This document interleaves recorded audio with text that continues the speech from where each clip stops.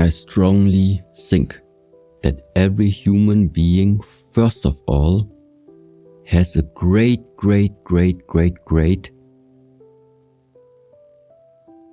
possibility to take something in your own hands and base decisions that you are taking for your lifetime based on your own ideas.